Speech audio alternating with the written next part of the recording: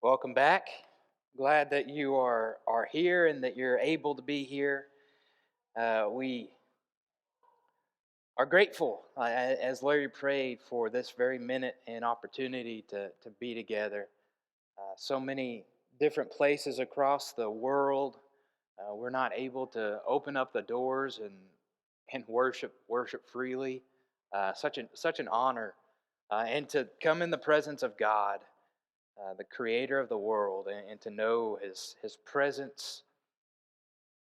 Tickled pink to be here. um, and this is an idea for a sermon I've had on the back burner for probably a couple of years. Finally coming around to using it, but the idea, the premise, I suppose, behind this is almost contradictory to a lot of what we understand. Because what we believe is that we as a church, we work together to fulfill the purpose for the glory of God. And absolutely, I don't want to take away from that at all, because we are here to work together, to be united for a common goal. And that is the purpose that God has created the church for. But, however, there is another sense in which we compete against one another. For instance, a passage we're not going to look at in Hebrews chapter 10, it says that we spur one another on, right? You remember that text. So it's this idea that, our Christian walks, they are intertwined. And that we depend on one another, but on another very real sense, they are independent of one another. And they are individual. Your relationship with God is independent, even from your spouse's relationship with God, or your brother or your sister's relationship with God. Your relationship with God is yours. So it's in that particular vein that I want to approach three different passages this morning in this idea of, hey, let's compete against one another. Let's motivate one another to do better and to be better. And the first one we're going to look at is centered around this idea that we should work harder than one another, that we should try to outdo one another in our work. This comes from this passage in 1 Corinthians chapter 15 here in this text. If you remember, Paul is talking about the gospel and talking about how the gospel has come to him, last. Of all the apostles, it's come to me last. And I'm like a stillborn, right? I'm like an abandoned baby, or as the ESV says, like of untimely birth, right? He says, I am the least of the apostles. So it's in that particular text that you may be familiar with that we read this text in 1 Corinthians chapter 15 and verse 10. He says, but by the grace of God I am what I am, and his grace towards me was not in vain. On the contrary, I worked harder than any of them, these other apostles, than any of them, though it was not I, but the grace of God that is with me. So this idea that we have here is that, we shouldn't look at other people and say, you know what? I need to work as hard as them. No, we should look at other people and say, I want to work even harder than they do. I want to do even more than they do. So together we kind of set the standard, if we can say that. Not necessarily comparing ourselves to one another, because Paul obviously goes off the rails here and he says, I'm not doing that. I'm accountable to God. But he says, I'm working harder than them. Supposedly, originally, this idea was to work harder, carried this connotation of the joy that a skilled craftsman had about their particular trade. So, for instance, a carpenter would be proud of this piece of wood that he has made to function as it is. Or this potter would be proud and have joy over this piece of pottery. That was the original context. But here, by the time that Paul is writing this, it has come to mean that he has worked to the point of weariness. That he has worked to the point where he is tired. He says, I have worked harder. I am exhausted. I'm pooped. Have you ever been there? Have you ever been to the point of exhaustion? Especially in church matters, right? Have you ever been so just depleted of energy? The first thing that comes to my mind is VBS, right? I mean, you do 3 days and you're here working early before the kids get here, and you're staying out, in my mind, late, 9 o'clock. And, by the end of the week, you're just depleted of energy. You're just exhausted. It's this idea that we have here in this text. He says, I work harder than any of them. I am bringing myself to the point of exhaustion, weariness. That's how we all need to be, isn't it? But he gives us the reason why. Why are you weary? Why are you working harder than any of them? And he tells us here in verse 10, he says, but by the grace of God, I am what I am. And his grace towards me was not in vain. On the contrary, and here we are, I worked harder than any of them. So if we back this up, he says, the reason I worked harder than any of them is so that his grace towards me was not in vain.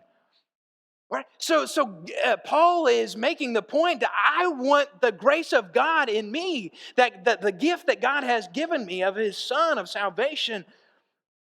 I don't want to disappoint him. I want to be saved. I want to do everything that I possibly can in order to save other people. So I work harder. Here's our question. Do we work ourselves to the point of weariness? Or do we work harder than other Christians? Not doing the bare minimum, right? But going above and beyond? Maybe even to the point of exhaustion? Knowing that we don't want the grace of God to be wasted? I mean, we see lost people around us all the time. We see people who need the grace of God. Are we working towards that? We just got back from Niagara Falls. That's a big waterfall, okay? That's what I'll tell you about that. That's a big waterfall, okay? If you've seen a waterfall, this is a big one, okay? So, probably the greatest thing in modern vehicles, because we had 11, 12-hour trip or something up there, is cruise control, right? You know what I'm talking about, because you can set it on the speed that you're wanting to go, and you can nearly go to sleep. Don't do that. But you can take your foot back. You can relax a little bit. You can but in Christianity, there's no taking your foot off the gas. And there is absolutely no cruise control when it comes to Christianity. It is pedal to the metal, or it ought to be. It's pedal to the metal the entire time. So easy it's in Christianity. It's easy to turn on the cruise control, isn't it? And to kind of coast, to relax, to let our foot off the gas. But Paul is not saying that. He says, I have worked harder than any of them. And maybe that's what he's talking about, because as he ends this chapter, or in our English Bibles, it says in verse 58, he says, therefore, my beloved brothers, be steadfast, immovable, always abounding, here it is, in the work of the Lord, knowing that in the Lord your labor is not in vain. He says, work, because you know that God will reward you. We're here for 80 years if we're blessed. And then we've got millions of years to live after that. My aunt used to always say, I'll sleep when I'm dead. I'll rest when I'm dead. And I think for a lot of us, that's the mentality that we need to have. When this life is over, it's finally time to take a break. But while we are here and while we have the message of God, let's work harder than anybody else. And that's up to you. Because I think this is why we have been created. If I'm not mistaken, and I'm reading Titus chapter 2 right, because God's grace has appeared, bringing salvation to all people. You remember that in verse 11. You skip a few verses and you read verse 14, kind of the conclusion of that thought. He says, Jesus, who gave himself for us to redeem us from all lawlessness and to purify for himself a people for his own possession who are zealous for good works. While we're here, the reason God has created us, the reason that God owns us, is so that we can be zealous for good works. So, my conclusion is, let's be zealous. Let's be on fire for God. Let's work harder than anyone else. Another passage, not just working harder, but outdoing one another. Outdoing one another. And this comes from a text in Romans chapter 12. Let's go ahead and flip over there. This is the beginning of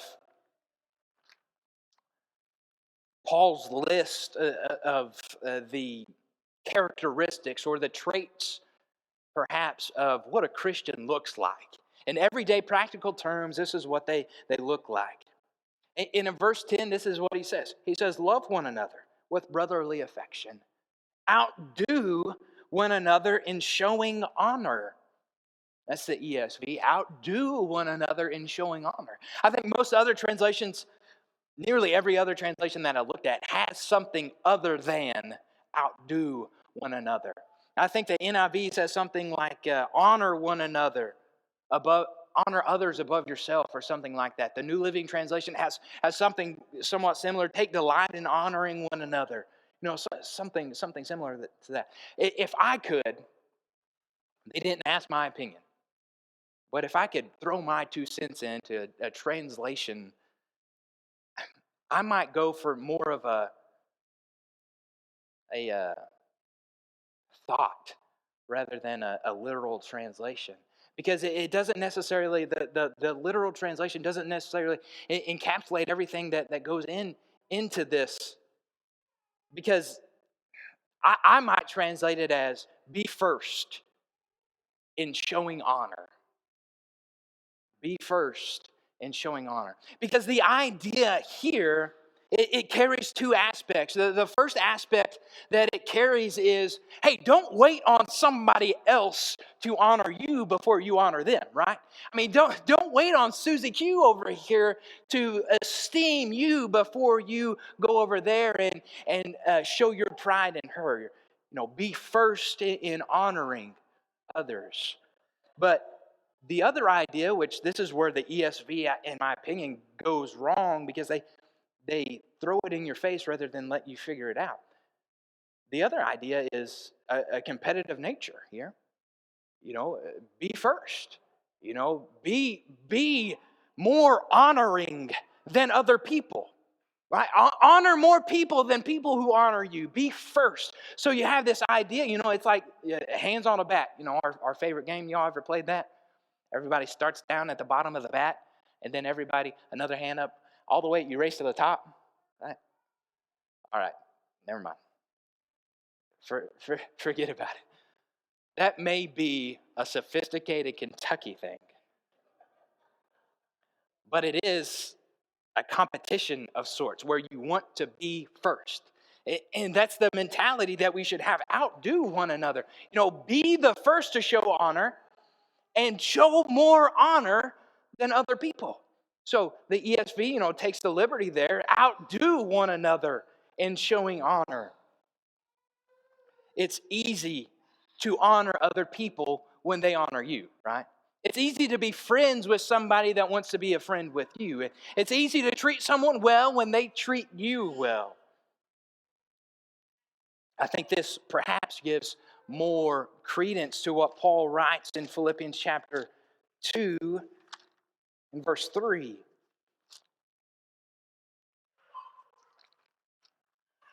There, he says this. He says, do nothing from rivalry or conceit, but in humility count others more significant than yourself. Doesn't that sound like someone who is showing honor, being first in honoring other people?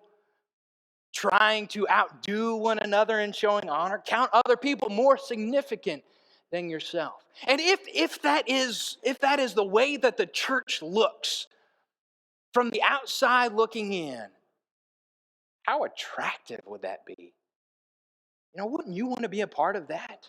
Where you can walk in the doors and other people automatically, they don't know you from Adam, but all of a sudden they're wanting to honor, they're wanting to esteem you, respect you. Wouldn't that be attractive? Especially in a world that is all about demoralizing, especially in a political atmosphere that is all about slander. Wouldn't it be great to walk into a place and know, hey, I'm going to be esteemed, I'm going to be honored here? That thought leads me to John chapter 13, where Jesus there instructions to his disciples. He says in verse 34, he says, a new commandment I give to you, that you love one another. Just as I have loved you, you also are to love one another. By this, all people will know that you are my disciples if you have love for one another. Isn't that kind of what it's about? Outdoing one another and showing honor, outdoing one another and showing love and esteem for one another. So I work harder. Let's work harder than one another. Let's set the standard and then let's reset the standard higher and higher, working harder and harder. Let's outdo one another in showing honor, and let's run to win. Let's run to win the race that is set before us. And the idea here from 1 Corinthians chapter 9 and verse 24, this is what Paul writes here. He says, do you not know that in a race all the runners run, but only one receives the prize? So run that you may obtain it. All the runners run. We're all running the same race, right? We are all on our way up to heaven. We're all on the way. But there's only going to be one that wins the prize. And obviously, we're talking about a physical race. There's only going to be one winner. Contrary to the participation trophies, there's just one winner. But let's run this race that is set before us.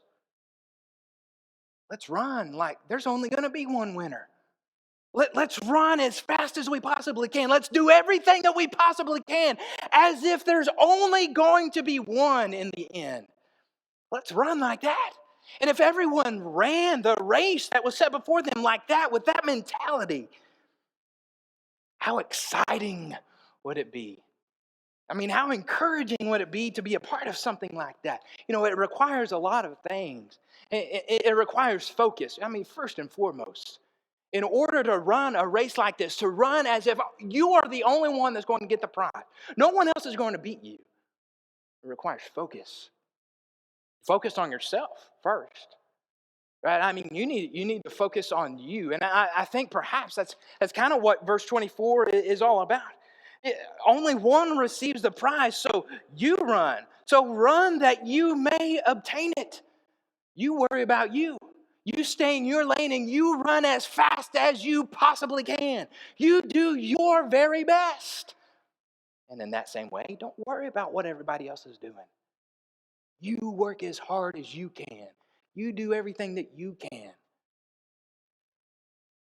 It requires a focus not just on yourself, but also on the end, right? I mean, you got to see what the goal is. You got to have the goal in mind. And if you keep reading that, I think that's probably what he's talking about here in verse 25 and 26. He says, every athlete exercises self-control in all things. They do it to receive a perishable wreath, but we an imperishable. There's the goal, the imperishable wreath.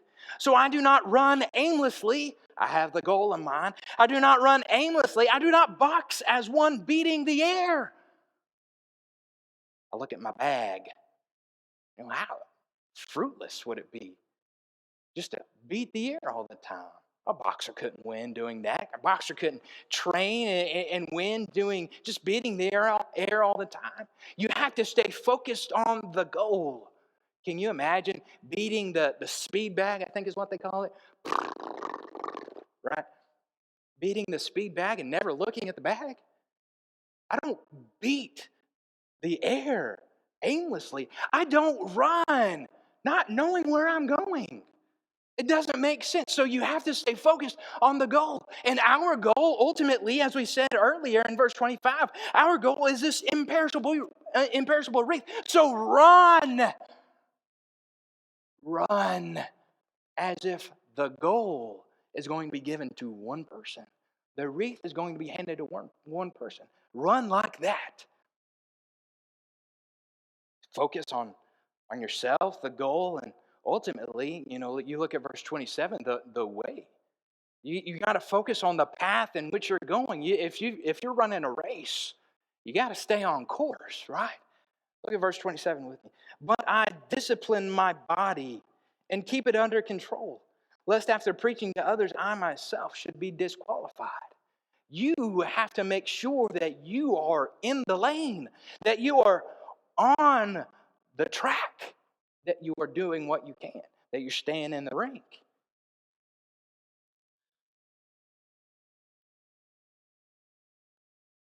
You got to make sure that you are running the course. The course as a Christian, it's pretty easy. Jesus says in John chapter 14, verse 6, he says, I am the way. We can stop there. I am the way, the truth, and life. No one comes to the Father except through me. So we focus on Jesus. In Hebrews chapter 12, fixing our eyes on Jesus, the author and perfecter of our faith. You remember that? Fixing our eyes. So we stay focused on the way so that we may not be disqualified. So the idea here is run. Run as hard as you possibly can, knowing that in a race, there's only going to be one winner. Thank goodness for the grace of God that, Christianity isn't necessarily a competition. I mean, in one sense, we should be doing everything that we possibly can to outdo one another in showing honor. We should do everything that we possibly can to run as if there's only going to be one winner. But at the end of the day, we're in it together. We're in this thing together, and God has created the church for such a thing as this, to spur one another on to love and good works. Maybe that's why you're here this morning or this evening. You need to be spurred on. You need a little encouragement in your race. There's no better time to get right with God. If you need forgiveness, if you need prayers, encouragement, whatever it is, that's why the church has been created.